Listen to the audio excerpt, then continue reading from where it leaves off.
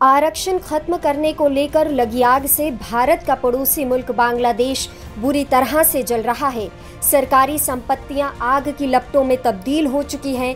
कई लोग मौत के साए में जीने को मजबूर हैं। इस बीच भारत के कई MBBS स्टूडेंट्स बांग्लादेश में फंस गए थे और अब कई काले दिनों के अंधेरों से निकलकर बाड़मेर का बेटा अपने वतन लौटा है। मंसूर अली सरहदी बाड़मेर का रहने वाला है। वतन वापसी के बाद लोकल 18 को मंसूर ने क्या क्या बताया, हम आपको इस वीडियो में दिखाएंगे।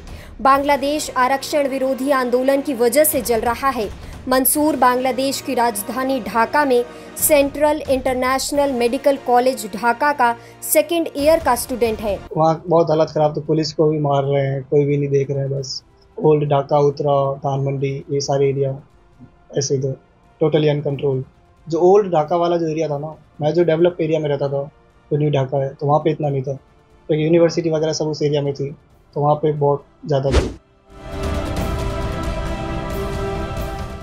टोटली वहाँ के लोगों को ये था कि जो 1971 में जो वॉर हुआ था बांग्लादेश में, तो जिन लोगों ने बांग्लादेश को सेव किया था उन्हें फ्रीडम फाइटर के नाम से जाना जाता है।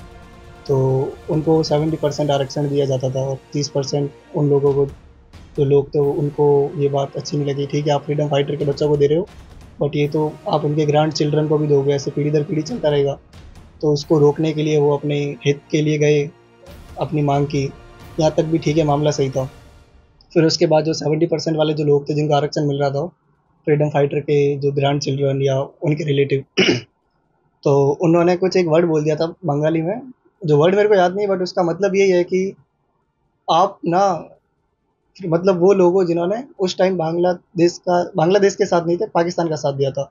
तो फिर वो बात आरक्षण की नहीं रही, फिर वो बात वो दिल पे लग गई, ऐसा कुछ, फिर वो बात आगे बढ़ गई थी। तो फिर वही चल रहा था कि जो सामने दिख रहे हैं बस मार रहे हैं, उनको पकड़ के। इंसानियत नहीं रही थी उस टाइम, ये चल रहा था उस टाइम। बाकी जो PM है वो खुद देश छोड़ के चली गई थी स्पेन। तो टोटली वहाँ के हालात कंट्रोल करने वाला कोई नहीं था। लोग अपने अकॉर्डिंग चल रहे थे, जो सामने दिख रहा है उसको मार रहे हैं बस। वहाँ हिंसा शुरू हुई 16 जुलाई को, 17 जुलाई को ठीक है चल रहा है, फिर 18 जुलाई को वो मैन हो गया, हाथापाई वगैरह, मारपीट। वो 17 जुलाई के शाम को और 18 जुलाई से शुरू हुआ। उसके बाद बांग्लादेश के जितने भी कॉलेज है, सारे हालात अच्छे नहीं थे। और रही बात फॉरेन स्टूडेंट की, फॉरेन स्टूडेंट कोई भी अफेक्ट नहीं हुआ। बस वो क्योंकि वो बांग्लादेश इनका मैटर था, तो इसलिए हमें पहले ही बोल दिया था कि आप हॉस्टल रहो, सेफ हो, जितना हो सके सेफली निकले यहाँ से। तो फॉरेन स्टूडेंट कोई अफेक्ट नहीं हुआ, बट वहाँ की यूनिवर्सिटी, कॉलेज, वो सब अफेक्ट हुए।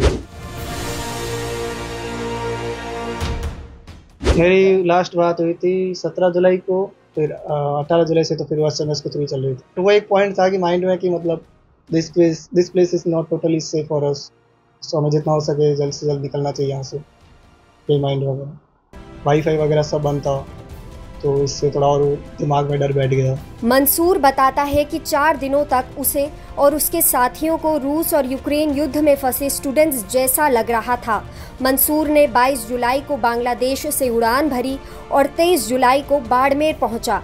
मंसूर ने बताया कि 4 दिन तक वो बस यही सोचता रहा कि वो अपने घर जिंदा जा पाएगा या नहीं। उसने बताया कि घर वालों को जब उसने भारत पहुंचने की जानकारी दी, तब कहीं जाकर उन्होंने चैन की सांस ली। लोकल 18 के लिए बाड़मेर से मनमोहन सेजू की रिपोर्ट।